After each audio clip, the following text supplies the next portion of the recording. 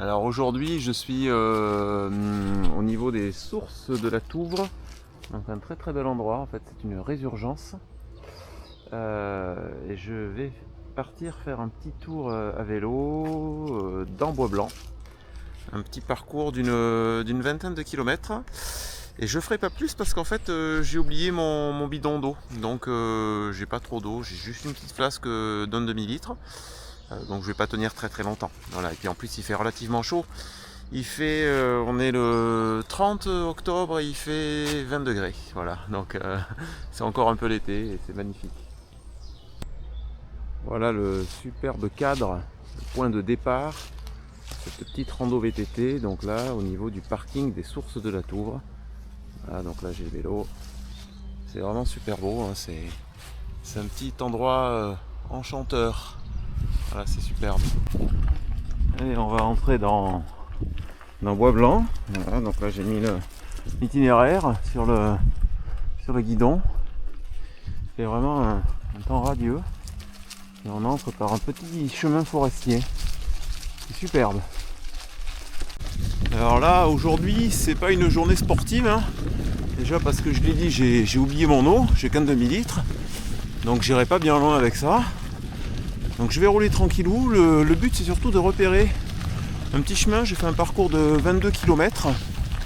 Que je pourrais faire éventuellement à pied. Ou en courant, quoi, bien sûr. Oh. J'en suis déjà même pas à 2 km pile, j'en suis réduit à marcher parce que la pente est trop forte, ça se voit pas du tout dans la caméra. Et même en mettant au petit développement et en restant assis sur la selle, j'ai la roue arrière qui glisse. Et donc j'ai pas de motricité quoi.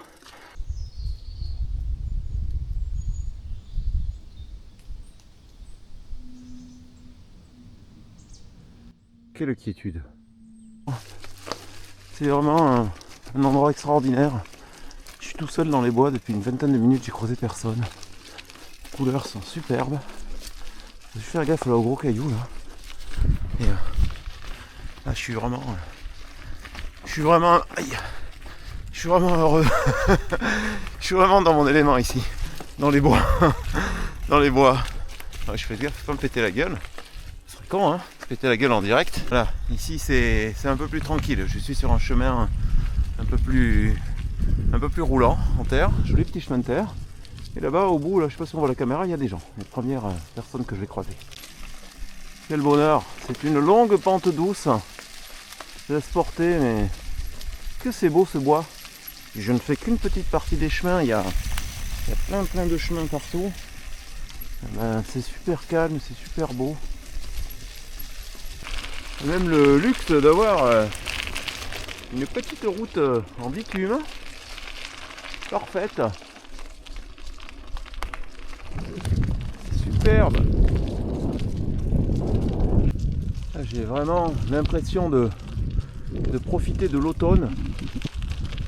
Quelle belle saison.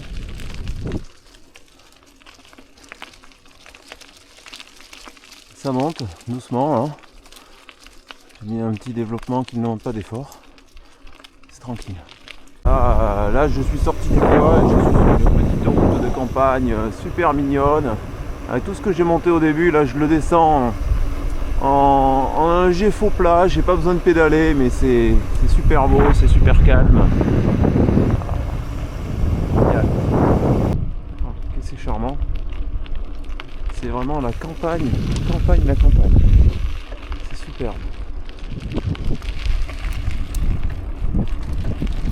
Je sais pas qui c'est là, ce gars qui me suit là.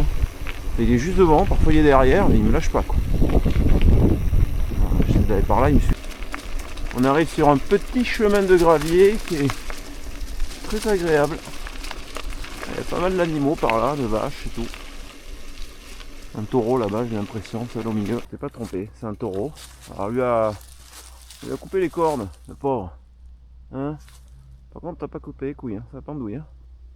Que c'est beau. Pas les couilles du taureau. Hein. Le cadre, le petit chemin.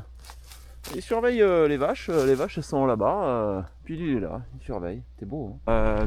Alors ici j'ai rejoint la coulée d'Oc, c'est l'endroit où je cours le dimanche, le samedi. pour faire mes 30-35 km. C'est une ancienne voie ferrée avec du bitume, donc c'est à peu près plat, il y a pas mal de glands, de branches et de feuilles, mais bon, ça reste quand même tout à fait praticable. Donc là c'est génial parce qu'à vélo ça roule tout seul quoi. Ouais, c'est génial. Alors je suis à l'Ermitage, c'est un petit patelin. J'ai gros développement. Perdu au milieu des bois. Il s'est vraiment perdu. Voilà, c'est super beau, que n'empêche. C'est mignon comme tout parce qu'il y a même une petite cabane à livres. Ah cool. Alors qu'est-ce qu'on y trouve là-dedans? Que lisent les gens de l'Ermitage? Ils lisent.